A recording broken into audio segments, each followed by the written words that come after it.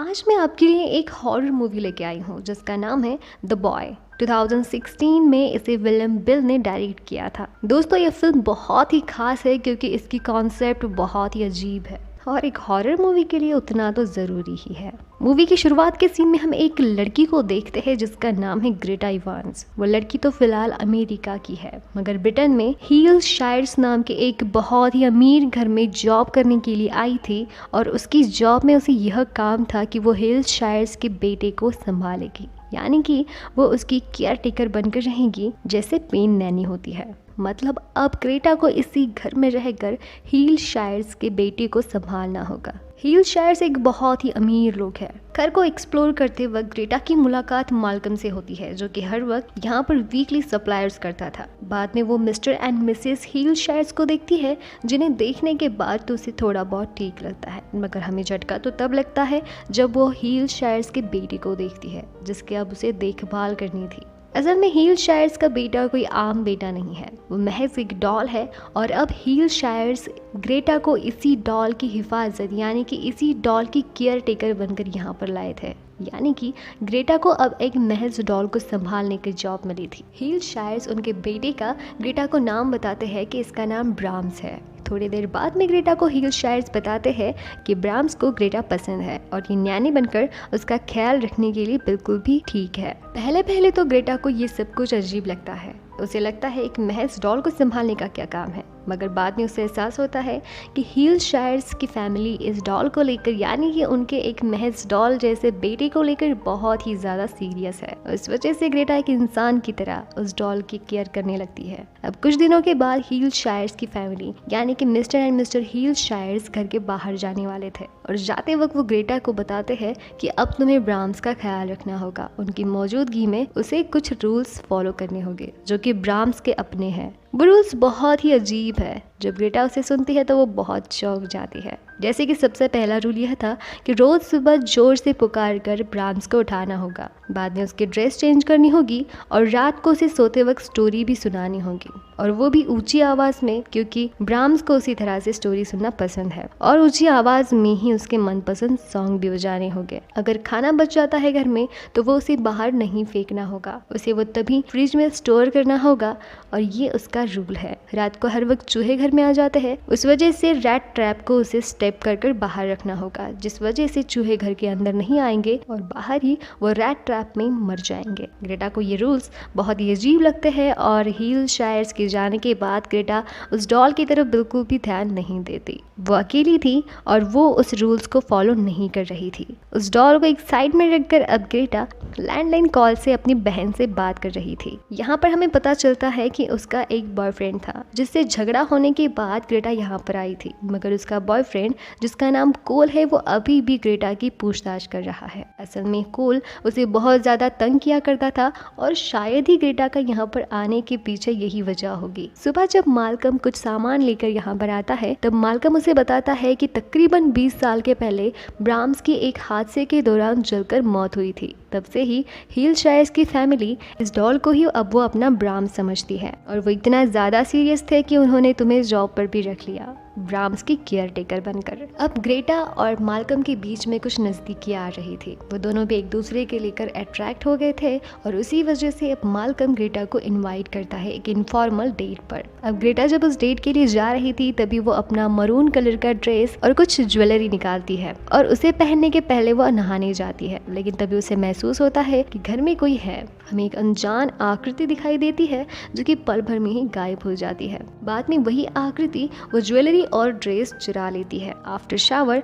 जब ग्रेटा को अपनी ड्रेस नहीं मिलती तो उसे बहुत अजीब लगता है। उसे लगता है कि शायद ही अब उसके बजाय घर में कोई और भी है। ग्रेटा तभी देखती है कि एटिक का डोर ओपन है और बाद में वो बंद करने जब वो एटिक जाती है तभी उसे फिर से वही एक आकृति नजर आती है कि जो बहुत ज्यादा अजीब थी और उसे देखने के बाद ग्रेटा तुरंत गिर जाती है। नीचे माल्कम आकर ग्रेटा को जोर जोर से आवाजें देने लगता है क्योंकि उसे डेट पर ले जाना था, मगर ग्रेटा चिल्ला चिल्ला कर उसे बहुत आवाज देने की कोशिश करती है, मगर मजाल है कि ग्रेटा का आवाज माल्कम तक पहुंचे। बेचारा माल्कम उसे आवाज देता हुआ थक जाता है और बाद में वो यहाँ से चला भी जाता है। अब बेचारी ग्रेटा बेहोश हो चुकी थी और सुबह होते ही वो देखती है कि एटिक का डोर अपने आप ही ओपन हो चुका है और साथ ही में उससे बाहर निकलने के लिए किसी ने यहाँ पर सीढ़ी भी रख दी थी। जब ग्रेटा उससे बाहर आ जाती है तो उसे बहुत ही ज़्यादा अजीब लगता है कि इस घर में तो उसके सिवा और कोई नहीं है और इतना सब कुछ किसने किया होगा। इस वाक्य के बाद तो ग्रेटा बहुत ही ज़्यादा डर गई थी। इस वजह से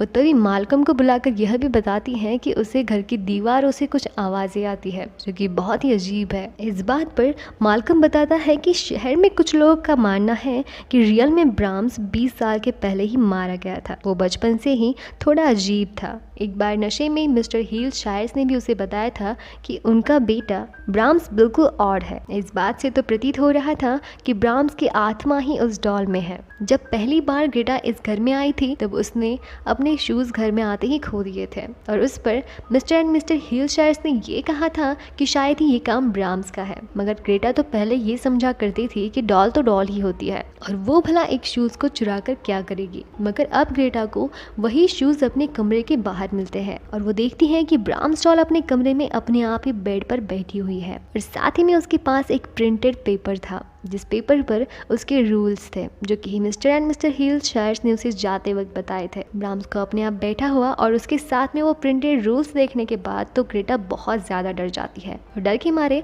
अपने रूम में जाकर वो चुप जाती है। तभी उसे एक कॉल आती है जिसमें ब्राम्स बात करता है और वो उसे बताता है कि वो उसे बिल्कुल तंग नहीं करेगा। अब वो उसकी सारी बातें सुनेगा, सिर्फ और सिर्फ वो उसके रूल्स फॉलो करे। तभी हम व्यूवर्स एक अनजान आकृति को फिर से देखते हैं जो कि कुछ सैंडविच बनाकर ग्रेटा के लिए बाहर रख देते हैं और बाद में वो आकृति वहां से चली भी जाती है। एक तरफ हम मिस्टर एंड मिस्टर हीलशायर्स को देखते हैं जो कि पिकनिक मनाने के लिए बाहर जा चुके थे, मगर वो पिकनिक नहीं बल्कि अपनी जान देने के लिए बाहर गए थे। एक रिवर में खुद से ही डूबकर वो अपनी जान देते हैं, लेकिन मरने से पहले वो एक खत ब्राम्स के लिए और दूसरा खत ग्रेटा के लिए लिखकर मर जाते हैं। लाइक ब्राम्स के लिए ये था कि अब से ग्रेटा तुम्हारी ही है। अब से ग्रेटा भी ब्राम्स डॉल की सारी बातें सुनने लगी थी। तभी वहां पर माल्कम आता है जो कि उसे बाहर ले जाने की कोशिश कर रहा था, मगर ग्रेटा उसकी एक भी बात नहीं सुनती और ग्रेटा माल्कम को ये बताती है कि ब्राम्स डॉल अपनी जगह लोगों के अब्सेंस में ही बदलती है। वो बहुत शर्मीला है जो कि लोगों के सामने अपनी जगह नहीं बदलता। उसे एग्जाम्पल देने के लिए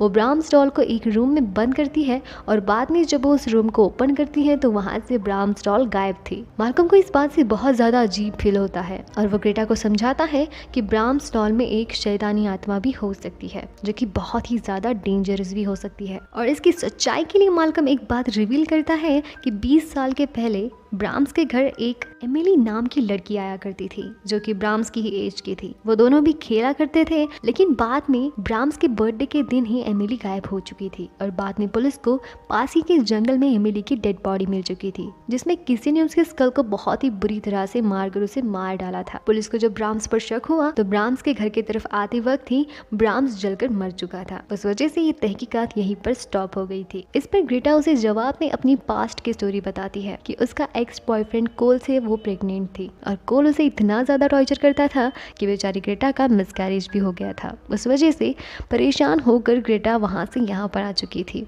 और अब ग्रेटा ये मानती है कि अब वो ब्राम्स डॉल का अपने बेटे की तरह ख्याल रखेगी और यही उसका प्रायश्चित होगा कि वो अपने खुद के बेटे को तो ना बचा सकी, लेकिन अब वो ब्राम्स में अपने खुद के बेटे को देखकर उसकी देखभाल करेगी और ये सब वो खुद के लिए ही कर रही है। अगले सीन में हम व्यूवर्स को कोल दिखाया जाता है जो कि ग्रेटा का एक्स बॉयफ्रेंड है। ग्रेटा के फैमिली मेम्बर्स ने कोल को इसका एड्रेस दिया था, उस वजह से अब कोल ग्रेटा के पास ब्रिटेन में भी पहुंच चुका था। वो यहाँ पर ग्रेटा को ले जाने के लिए आया था। इतना ही नहीं, वो जाने के लिए ग्रेटा और उसका टिकट भी बुक कर आया था, मगर ग्रेटा है कि अब ब्राम्स को नहीं छोड़ना चाहती थी। उसने ठान ही लिया था कि अब वो वापस नहीं जाएगी। अब रात को इसी वजह से वो ब्राम्स को अपनी प्रॉब्लम बताकर उसे मदद मांगती है कि वो क्या करे। तभी हम एक तरफ कोल को देखते हैं जिसके सर पर खून की बूंदें आकर गिरती है और जब कोल उस वजह से उठ जाता है तब कोल देखता है कि घर के सारे शीशों पर गेट आउट लिखा था। कोल को लगता है कि ये सारी हरकतें ग्रेटा की ही है। उसी वजह से वो ग्रेटा के पास जब पहुंच जाता है तब वो ग्रेटा के पास उस डॉल को देखकर बहुत ज्यादा गुस्सा हो जाता है और तभी वो ठान लेता है